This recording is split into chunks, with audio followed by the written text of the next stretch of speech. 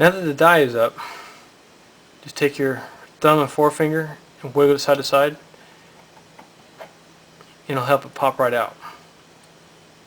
And this is my 30 caliber die. Now make sure you get this 9mm case out of there, because you don't want to try to size with that in its place. I'm going to do this again. I'm going to reset this die in here. I'm going to show it to you from a different angle how to get the die out of there. Okay, there's a little plunger here that goes up and down, and this piece of iron pushes it up to help extract the bullet. And what it's doing is it's going up against this thing and pushing it up. And we're going to use this to our advantage. I'm going to use this piece of 9mm brass. And you can either put it face down or base down, doesn't make a difference. As long as it's smaller than the diameter of the hole. Then when you push it up, helps you to extract the die, just like that. Real simple. Just make sure you take this out when you're done. Now remember, you want to take this threaded collar here, this retaining nut, and push it over the O-ring to where it's square. Push it into the base here. Now what happens is inside of here, there's no way I can get the camera in here. If you look in here, you'll see lubricant all the way around.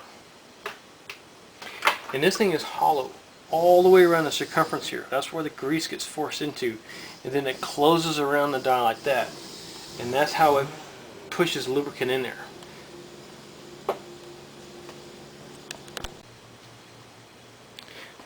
Okay, for the best results in reseating your die, what you want to do is make sure that you take the nose punch out. Don't unscrew this screw too far, otherwise it won't go all the way up. You'll think it is, and it'll stick. When you get your finger in there, this thing will fall on your finger, and it'll cause you all kinds of hate and discontent on your finger. So take out your nose punch. And there's a reason for this, and I'll show you. If you take your die and put your threaded collar back on there, go ahead and push it down far, like that. Here's where the things start getting complicated. If you put the nose punch in, it's going to start forcing that center mandrel straight down. It's going to be difficult to get everything working in the tolerant space that you want. Also, it'll make it more difficult for this thing to do what I'm about to show you, and that is this face on here is pretty flat. Push it down and just add just slight pressure like that.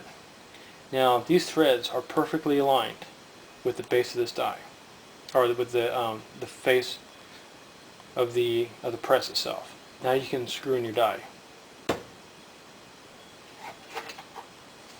Take your wrench, put your wrench on here, and hold these threads so they don't come cross-threaded. You'll know if it's cross-threaded, because what will happen is it'll turn about a turn and a half, and it'll bind up, and you'll look, and as you're turning, look down. You want to look down here and make sure that the space underneath here and with this is level with each other. That way you know you have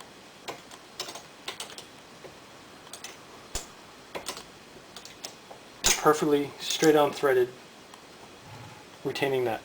And if it's not, go ahead and back it out and do it again. Just remember, use this without the nose punch, because the nose punch goes in, it's going to push this down, and then when you try to get it back up, it's just going to cause you one more complication that you don't need.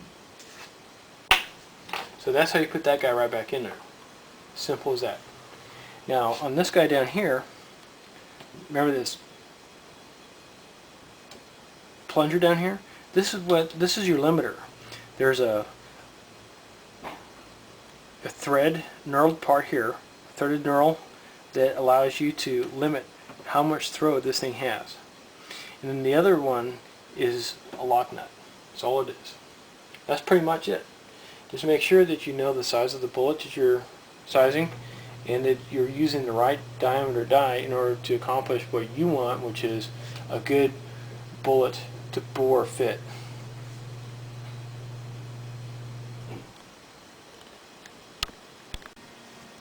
Okay, let's talk about lubricant and how to add it.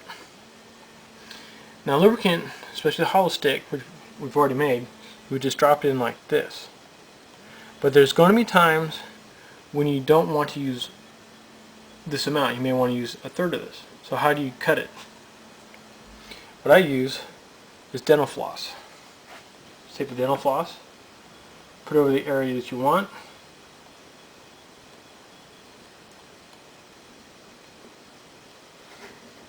pull it together. It gives you a nice even cut. Fit it over your threaded portion here. Force it in with your fingers. Then I'll show you how to go ahead and reinstall your plunger.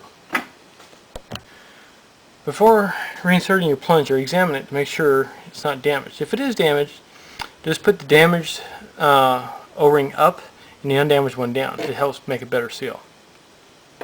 Now it comes with one of these. It's just a 1/4 inch driver, and you can use 1/4 inch driver if you want, especially if you lose this.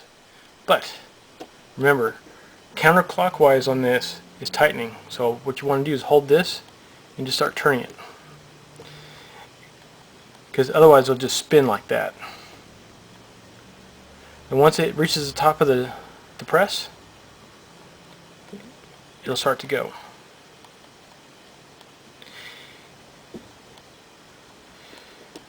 Now when it gets slightly below the ledge here, go ahead and take your cloth and wipe off any excess, because excess lube attracts dirt, and that's a bad thing. This little dust cover here goes over the top. And just keep going down until you start feeling tension. And that's the Lyman 450.